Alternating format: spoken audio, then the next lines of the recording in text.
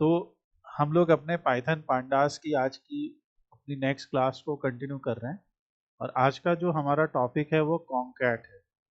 Concat short form है concatenation का।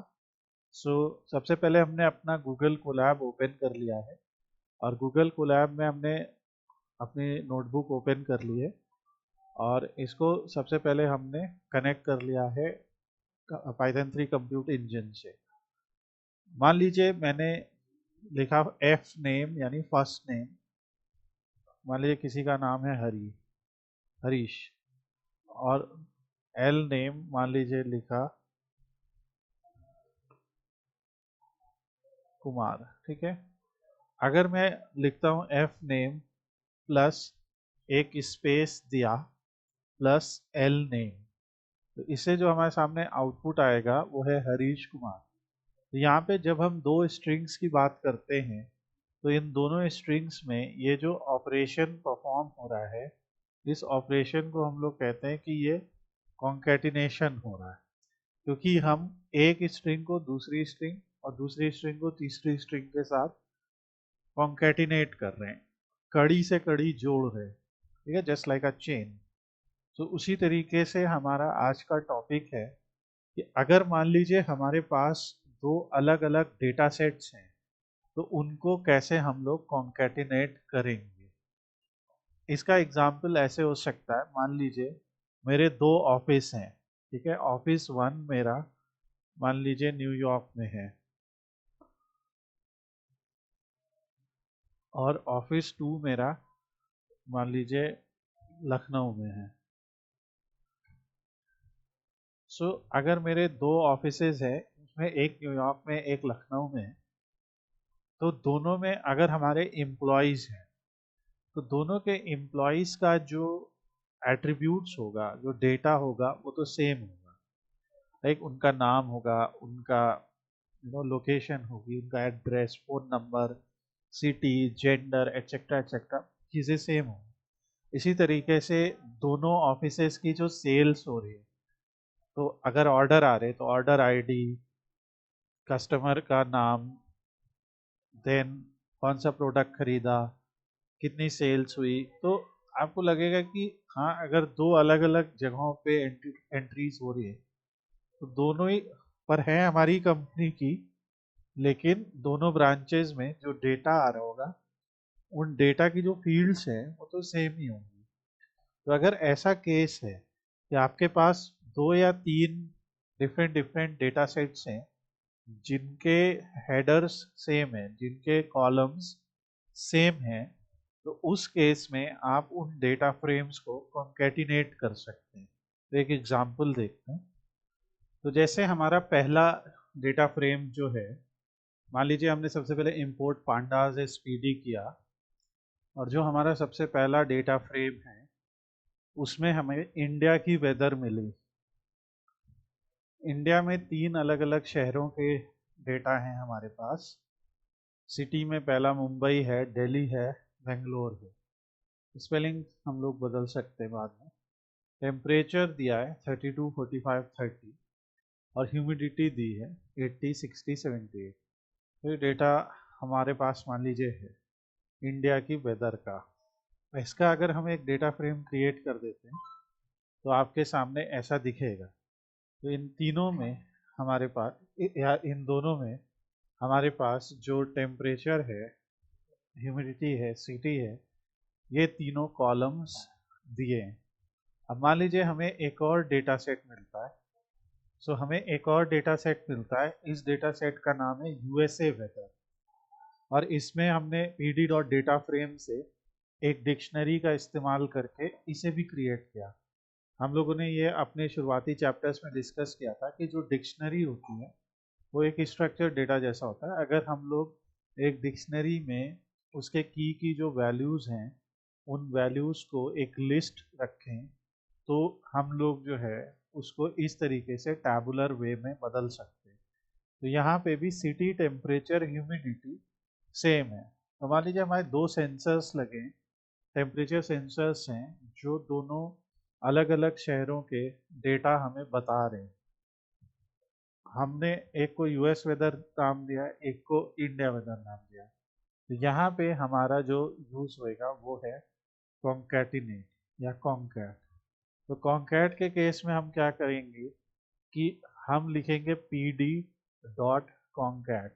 तो ये जो हमारा मेथड है ये पांडास का मेथड है।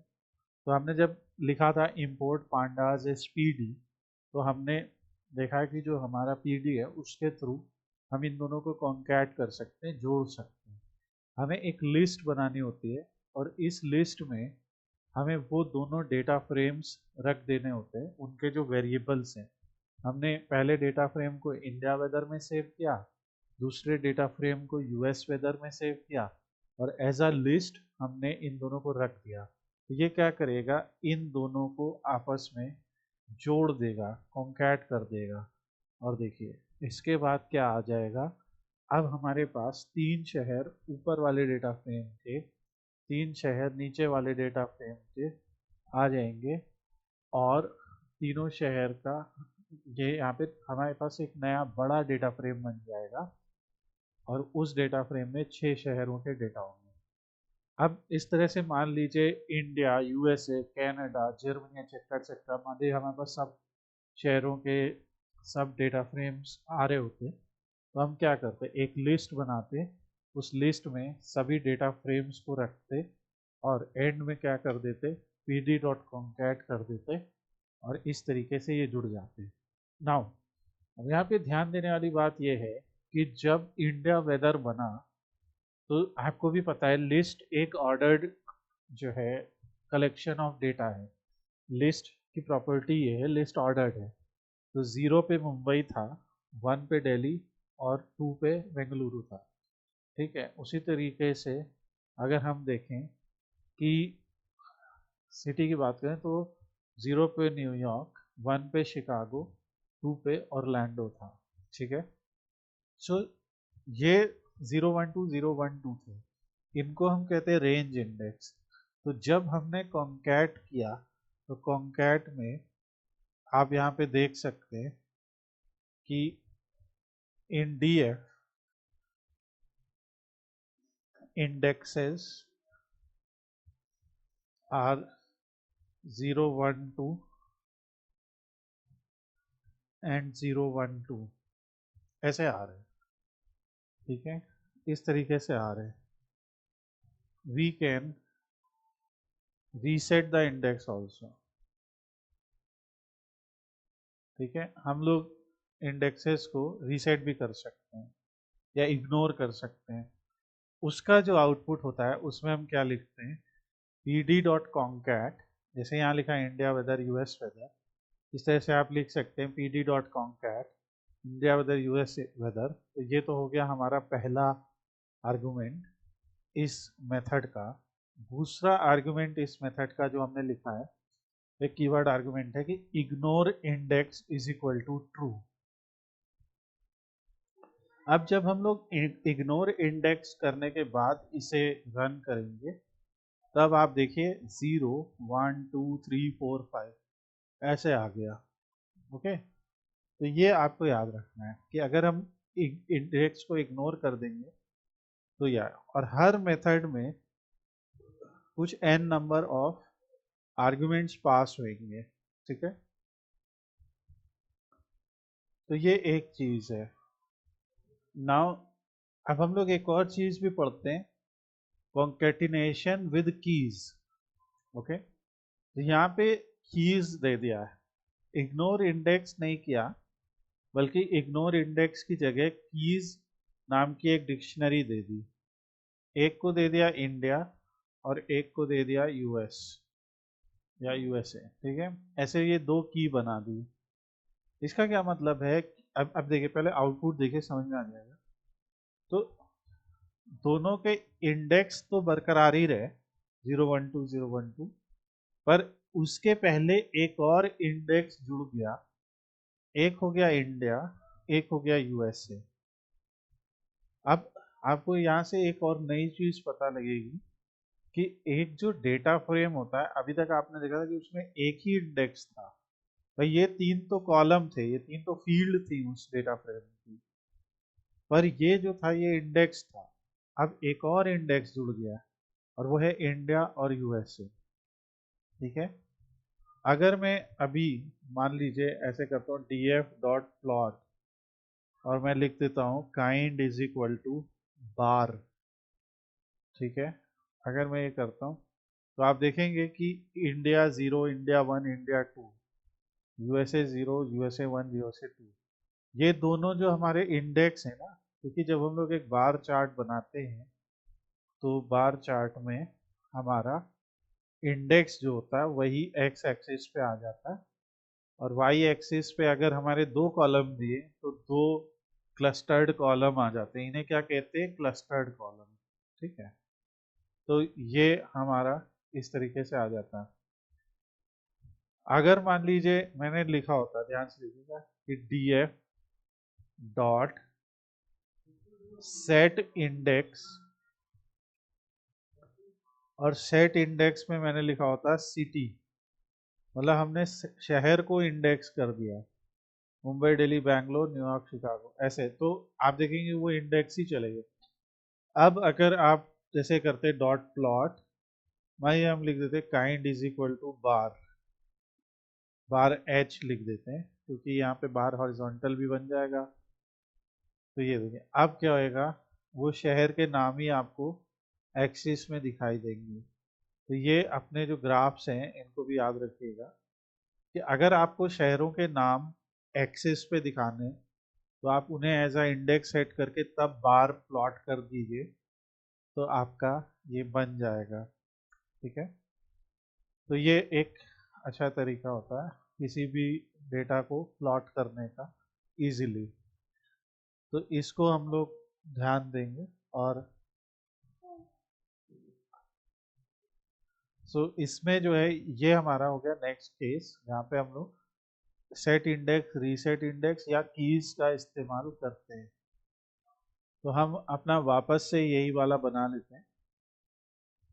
जब हमें किसी इंडेक्स की वैल्यू को एक्सेस करना होता है तो हम लोग df.loc यानी लॉग इस फंक्शन का यूज करते हैं। It axes a group of rose in column by label और बूलियन एरे। ठीक है, तो ये एक तरीके से उसको क्लियर कर रहा है, यानी कि हम कह रहे हैं कि जिस की का नाम यानी जिस इंडेक्स का नाम यूएसए है उसे यूज कीजिए। तो जब ऐसा करेंगे तो उस डेटा फ्रेम में से एक छोटा डेटा फ्रेम निकल आएगा, सिर्फ वही वैल्यूज आएंगी जिसकी कीज यूएसए। अगर इंडिया का निकालना है तो हम लिख लेंगे df.log INDIA, यानी इंडिया निकल आएगा। ठीक है, तो ये इंपॉर्टेंट चीज है यहाँ। अब लॉक और एक और इसी में मेथड है आई लॉक। ठीक है, आई लॉक, आई लॉक का क्या मतलब है, अगर मान लीजिए मुझे इंडिया, अब ये एक डेटा फ्रेम है ना, ये जो आउटपुट आ रहा है ये एक डेटा फ्रेम है, इस पे मुझे दिल्ली निकालना है। तो अगर मैंने लिख दिया dot I lock 1, I lock हम वहां पे यूज करते हैं जहां पे इंटीजर हमारा रेंज इंडेक्स है, यानी इंटीजर वैल्यू है। अगर आई लॉक हम यहाँ पे लिख देंगे तो आप देखिए क्या होएगा कि Delhi as a data frame आ जाएगा, एज अ सीरीज आ जाएगा।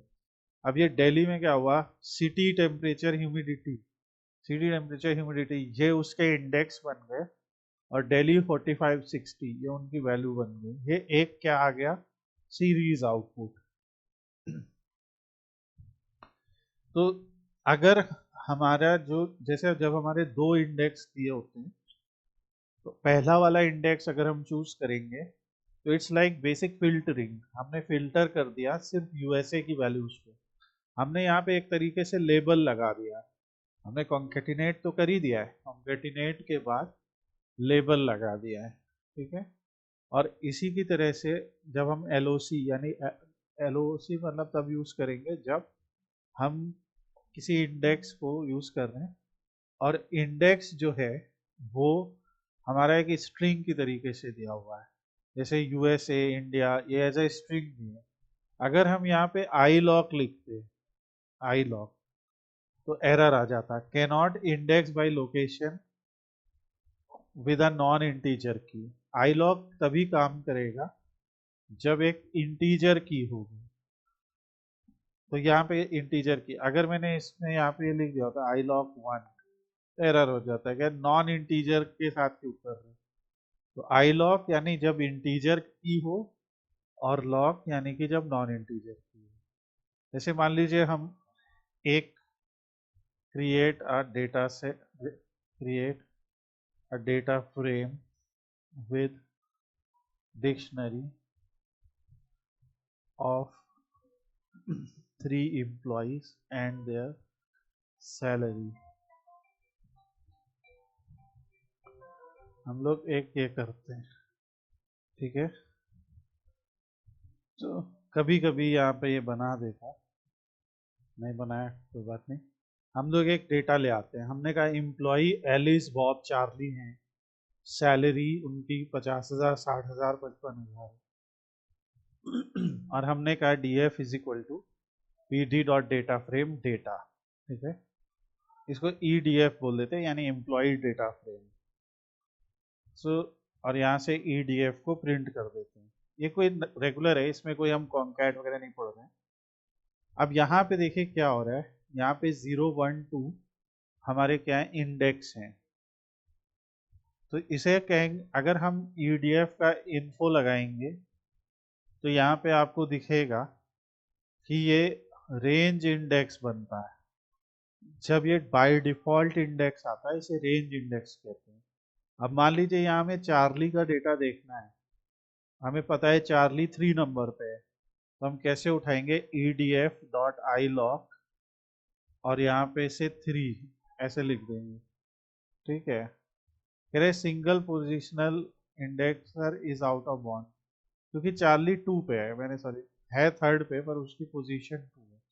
तो जब मैंने उठाया तो आउटपुट आया, पर ये जो आउटपुट आएगा ये हमेशा क्या होएगा, एक सीरीज आउटपुट होगा, ठीक है। यहाँ पे सीरीज में भी इंडेक्स होता है, तो जो हमारे डेटा फ्रेम के कॉलम होंगे वो सीरीज के इंडेक्स बन जाएंगे, और जो उनकी वैल्यू होंगी रिस्पेक्टिव वो उनकी वैल्यूज बन जाएंगी।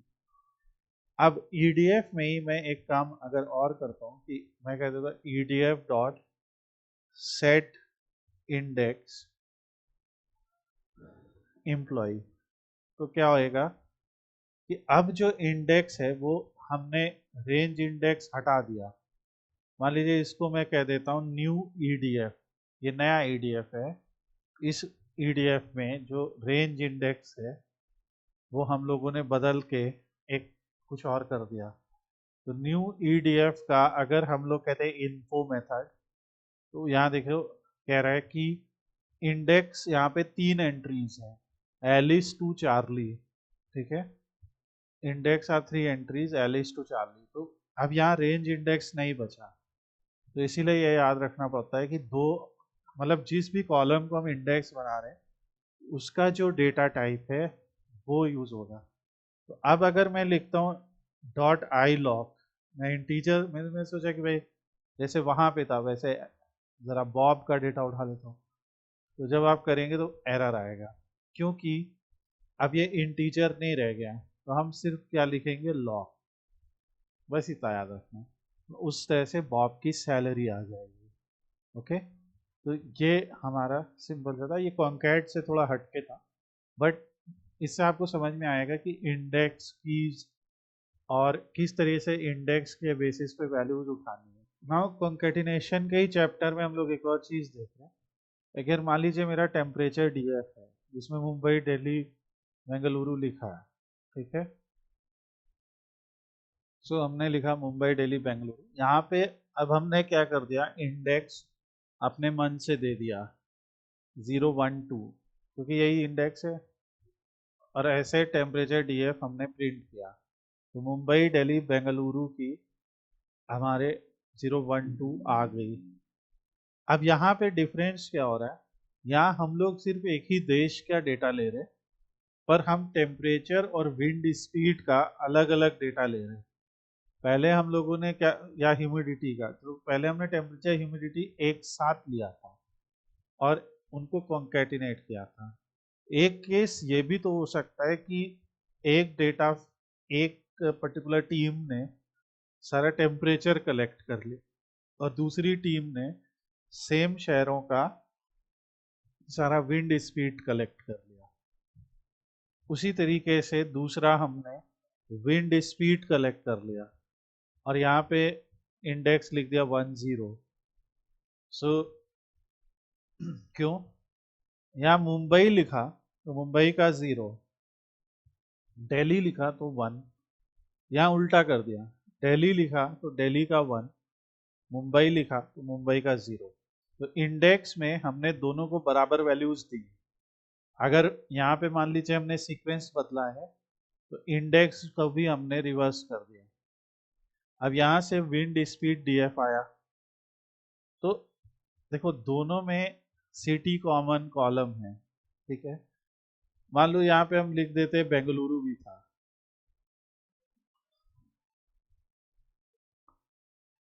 ऐसा बेंगलुरु भी होता, बेंगलुरु का इंडेक्स 2 था तो यहाँ पे हम उसकी विंड स्पीड लिखते और 102 लिख देते, ठीक है। तो ऐसे अगर हम करते तो यहाँ पे हमें उन्हीं 3 शहरों के विंड स्पीड भी मिले। तो कॉन्केटिनेट यहाँ भी हो सकता है। पहले जो कॉन्केटिनेशन हुआ वो रो में रो जुड़ गई, 3 रो में 3 और रो जुड़ गई। यहाँ पे जो कॉन्केटिनेशन होना है उसमें हमें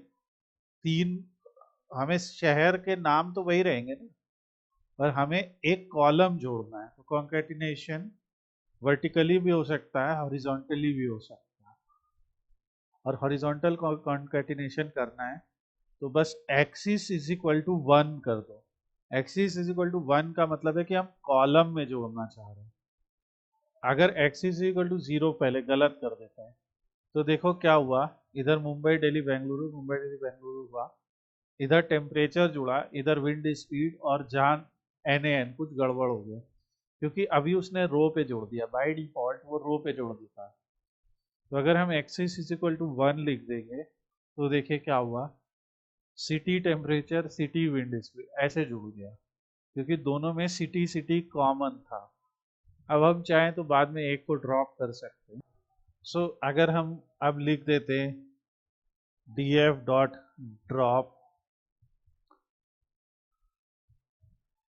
सिटी और axis is equal to 1, let's see क्या होता है। तो वो देखो दोनों को ड्रॉप कर देगा, ठीक है। तो अगर हम कोलैब से कहते हैं कि भाई हमें सिर्फ एक सिटी को ड्रॉप करना है तो वो कहेगा df डॉट ड्रॉप और कह रहा है कि index is equal to df dot index 0, axis is equal to 0। मतलब एक्सिस 0 मतलब कॉलम से जो पहला इंडेक्स है, यानी जो पहला सबसे पहली वैल्यू क्या थी यहाँ पे, सिटी थी, उसको ड्रॉप कर दो। तो वो ड्रॉप कर, अब यहाँ से लेकिन गलत आंसर आया तो हमने कहा कि जो हमने उससे पूछा था उसने जो हमें आउटपुट दिया वो गलत दिया। तो इसके लिए हम कहेंगे कि in df drop, in df we have 2 columns named city, drop only one of them। ठीक है, तो आप यहाँ से ऐसे कोड जनरेट भी कर सकते हैं गूगल कोलैब में, आपको कोई सेपरेट टूल की ज़रूरत नहीं। सो यहाँ पे अब उसने पता नहीं क्या क्या आंसर दे दिया। तो उसने जो हम लोग को एक आंसर दिया वो ये दिया कि df dot drop column is equal to city, level is equal to 0। यहाँ भी गलत। तो हमने क्या किया, हमें तो गलत ही आंसर मिला। तो अब हम लोग चैट जीपीटी के पास जाएंगे। आपने जो स्क्रीनशॉट लिया है आप सीधे यहाँ पेस्ट कर सकते हैं और यहाँ पूछ सकते हैं in df we have 2 columns named city, drop only one of them। okay, so to drop only, यहाँ पे देखिए उसने साफ कैसे लिखा कि drop one of the city column here city with a space. तो इन्होंने कैसे लिखा कि df is equal to df log df dot columns duplicated. So इनका ट्राई करते हैं। तो ये अपने आप में एक प्रॉब्लम है, और ज़्यादा होगा तो मैं इस पर थोड़ा सा काम करके आगे बता दूंगा।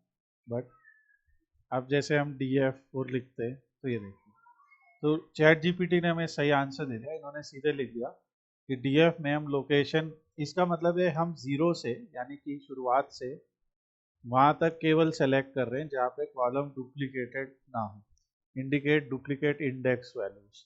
तो इससे इन्होंने एक सिटी टेम्परेचर विंड स्पीड दे दिया।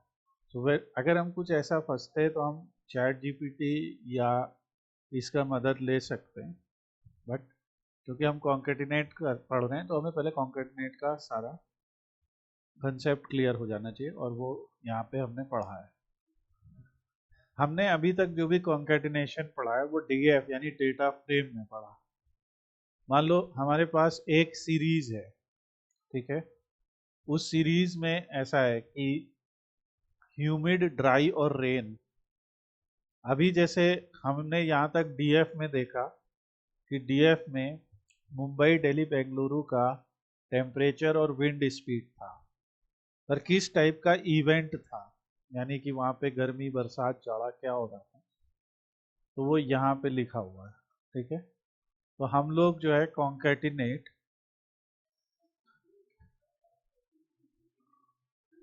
सीरीज एस इन डीएफ ये भी कर सकते हैं।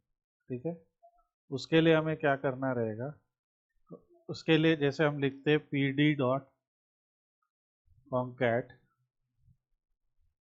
और हमने यहाँ पे एक ये बना लिया डीएफ कॉमा एस। ठीक है, और जब हमने यहाँ पे साइड बाय साइड हमें करना था तो हमने एक्सिस इज इक्वल टू 1 लिखा था, क्योंकि दोनों में ही इंडेक्स होता है।